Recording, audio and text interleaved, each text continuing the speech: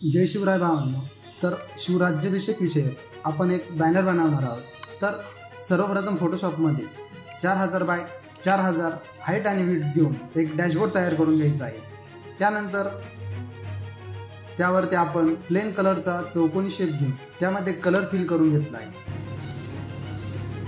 त्यानंतर आपण एक इमेज घेतलेली आहे, तीच इमेज आपण येथे घेऊन त्याची ऑपेसिटी कमी केली आहे।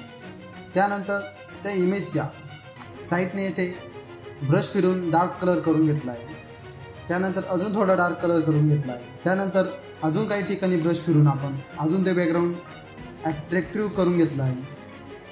त्यानंतर आपण एक किल्ल्याची इमेज घेतली आहे, त्या इमेजला आपण ओव्हरले दिले आहे। ओव्हरले दिल्यानंतर त्याची ऑपेसिटी आपण 20% करून घेतली आहे। त्यानंतर त्यावरती अजून एक शेप देऊ आपण त्याला पण ओव्हरले दिला आहे। ओव्हरले देऊन त्याची ऑपेसिटी आपण कमी केली आहे। त्यानंतर येथे वरती आपण ब्रश फिरून डार्क करून घेतला आहे। त्यानंतर आपण महाराजांचा एक फोटो घेऊ, त्याला चारी साईडनी इरेज करून ऑपेसिटी कमी करून येते अशा प्रकारे ॲडजस्ट केला आहे। त्यानंतर अजून एक महाराजांची PNG घेऊन येथे प्लेस केली आहे। त्यानंतर इथे आपण एक PNG घेतली आहे आणि त्याचा ब्लेंड मोड कलर डॉग हा घेतला आहे आणि त्याची ऑपेसिटी आपण कमी करून घेतली आहे। त्यानंतर आपण एक महाराजांचा फोटो घेऊन त्याला व्यवस्थित क्रॉप करून घेतला आहे।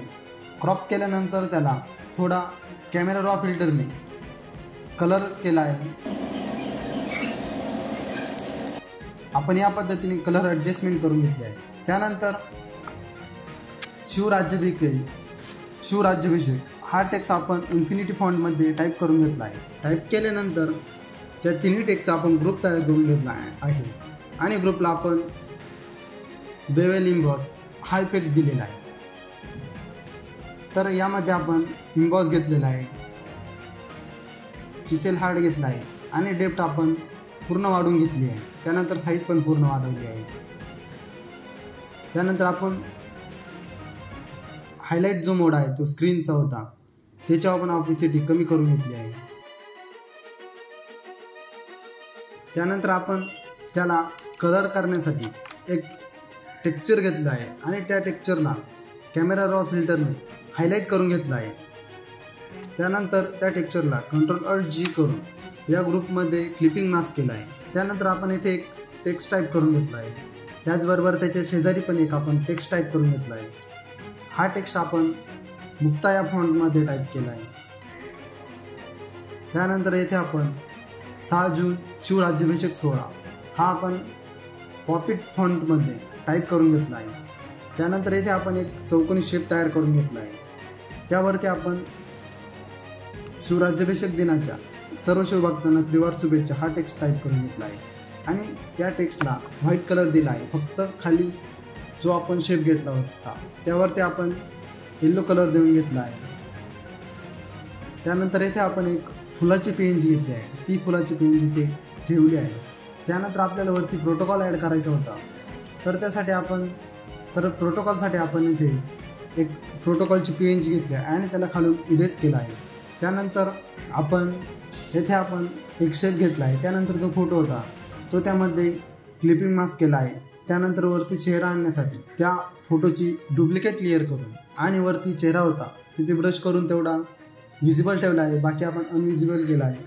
त्यानंतर अशाच पद्धतीने प्रोटोकॉलचे सर्व जे फोटोज होते ते आपण लावून घेतले आहे।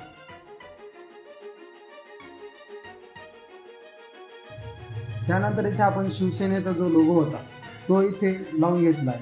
त्यानंतर या साईडला आपण अजून 2 प्रोटोकॉल ॲड करायचे होते, ते 2 प्रोटोकॉल ॲड करून घेतले आहे। त्यानंतर इथे आपण Ctrl+Alt+E करून वरती एक त्या फोटोचा आपण जो बॅनर बनवला आहे त्याच्यावरती एक संपूर्ण PNG तयार होऊन येईल। तर ते PNG तयार झाल्यानंतर आपण येथे खालच्या साईडला जी पट्टी होती तर त्यासाठी आपण सिलेक्शन लेअर घेतली आहे. सिलेक्शन टूलने सिलेक्ट करून राईट क्लिक करून ते फिलचं ऑप्शन आहे, इथे फिल केल्यानंतर कंटेंट अवेअर यावरती ओके केलं आहे. हे केल्यानंतर खालची जी जागा होती ती फिल होऊन जाईल. त्यानंतर खाली जो प्रोटोकॉल होता तो प्रोटोकॉल आपण ॲड करून घेतला आहे. या प्रोटोकॉलसाठी खाली आपण एक चौकोनी शेप घेतला आहे. चौकोनी शेप घेतल्यानंतर त्याचा हा कोपरा जो होता तो कोपरा आपण थोडा गोलाकार करून घेतला आहे. त्यानंतर त्यावरती आपण शिवसेनेत जो लोगो होता तो प्लेस करून घेतला आहे. त्यावरती जे शुभेच्छुकचं नाव होतं ते ॲड करून घेतलं आहे. त्यानंतर शुभेच्छुकाचं जे पद होतं तेही आपण इथे टाईप करून घेतलं आहे. त्यानंतर येथे शुभेच्छुकचा फोटो जो होता तो घेतला आहे आणि त्याला कलर ओव्हरले करून व्हाईट कलर केला आहे. त्यानंतर त्या फोटोची डुप्लिकेट कॉपी करून ह्या पद्धतीने ॲडजस्ट करून घेतला आहे. तर अशा सोप्या आणि साध्या पद्धतीने आपण बॅनर तयार करू शकतो. तर असंच नवनवीन बॅनर शिकण्यासाठी, डिझाईन शिकण्यासाठी आपल्या यूट्यूब चॅनलला सबस्क्राईब करा आणि व्हिडिओला लाईक करा. तर जय हिंद, जय महाराष्ट्र, जय शिवराय.